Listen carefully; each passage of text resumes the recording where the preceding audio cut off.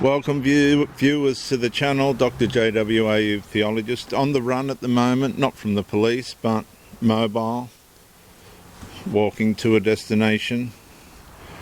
This series, I think, is very important for people that want to be on the cutting edge of the 2013 law being exposed as an intrusion rather than a inclusion principle.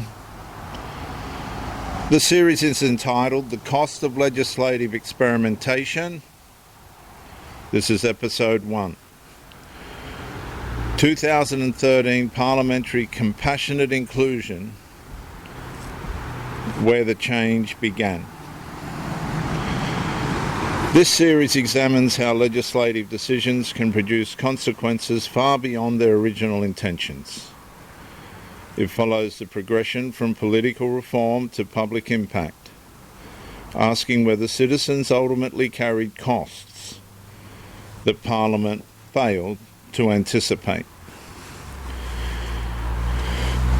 Most Australians never voted on the definition. Most Australians never debated the wording. Most Australians never imagined that a legislative amendment introduced in the language of inclusion would eventually contribute to court battles over women's spaces, women's sport, women's privacy, and the legal meaning of women itself, of woman itself. Yet every major conflict has an origin point. Every consequence has a beginning. Every structural failure begins with a decision that initially appears reasonable. And this is where that story begins. Not in a courtroom, not in a protest, not in a social media argument, inside Parliament.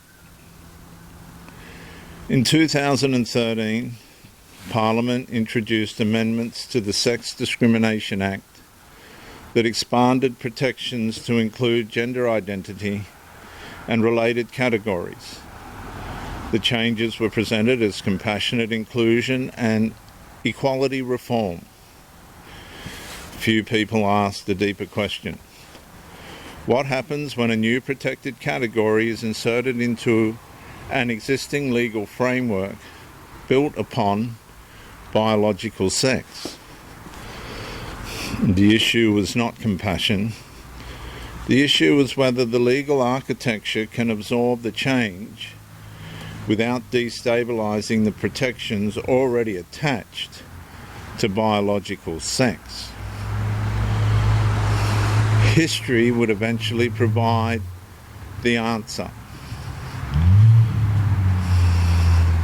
The atmosphere surrounding the reform was overwhelmingly positive. The language was careful: respect, dignity, recognition, equality. The proposal appeared morally straightforward: protect vulnerable people, reduce discrimination, increase inclusion, and most Australians would naturally support those goals. Very few people were asking what might happen years later when different rights began colliding inside the same legal structure. And the amendment looked like an expansion. Almost nobody examined whether it might also become a substitution. My point being, compassion entered the law as a protection, but the long-term question was whether it would remain contained within its original purpose.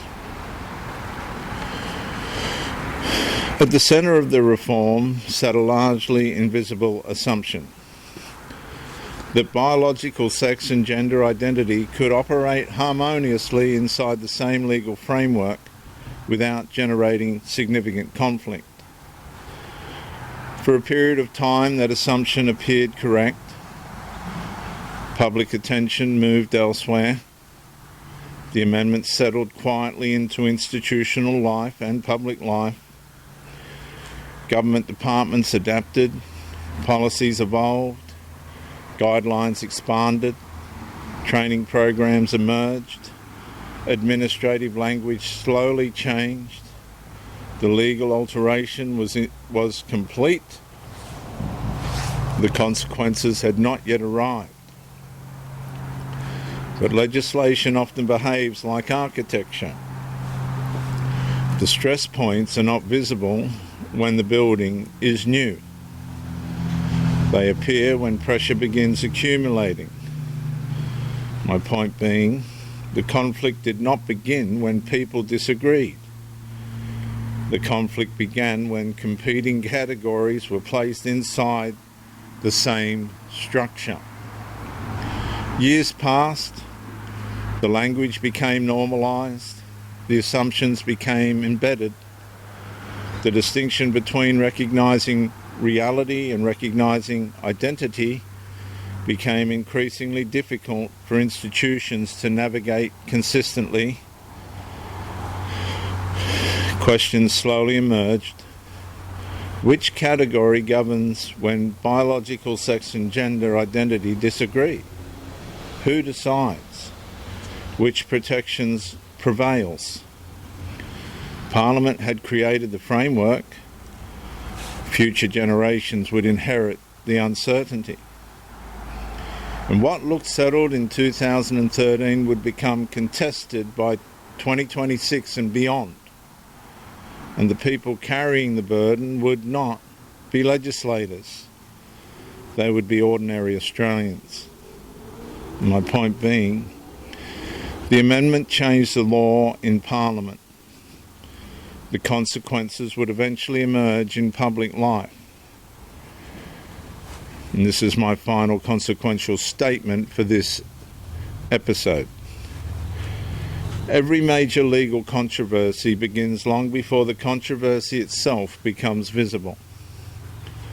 In 2013, Parliament acted with the language of compassion, inclusion and protection. Few anticipated that the same legislative framework would eventually generate national disputes over rights, privacy, definition, boundaries and competing protections.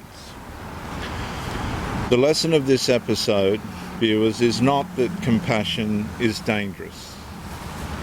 The lesson is that compassion without rigorous legal foresight can create consequences that emerge years after the applause has ended. The amendment was passed, the structure was altered, and the experiment began. I'm Dr. J.W. Ayoub, Theologist since 1994. Like and subscribe to help me to do more of this. Subscribe and comment to educate me. Subscribe and share to help somebody else. I'll see you in the next episode when compassion lost its boundaries.